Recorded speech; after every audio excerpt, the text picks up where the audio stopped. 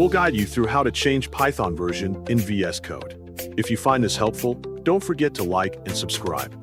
To begin this tutorial, make absolutely sure you already have the VS Code software properly installed on your personal computer system. After properly verifying that initial requirement, please go right ahead and carefully open your main VS Code application now. You must also ensure that the official Python extension is already safely installed and perfectly enabled in your current active workspace. Additionally, make absolutely sure the UV package manager is properly installed on your personal computer. You can simply type UV directly into your terminal to quickly check if it is properly recognized.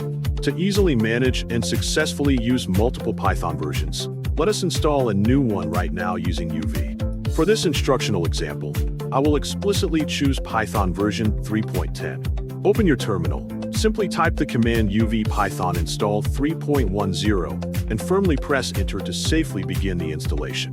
Once the installation is completely finished, look all the way down to the absolute bottom right corner of the VS Code window to easily find the main status bar.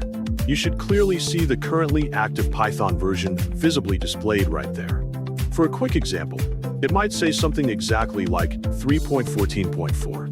You can directly click on that specific version number text to immediately open the Python interpreter selection menu. A completely new drop-down list will instantly appear at the top, clearly showing all the Python versions and virtual environments currently installed on your entire system.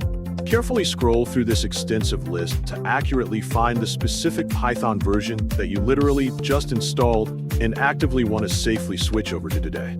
Firmly click on your personally preferred Python version directly from the provided list to securely select it and apply it to your current workspace.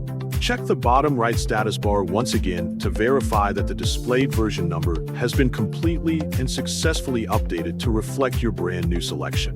Here, I have already prepared a very simple Python script program to effectively check the active system version.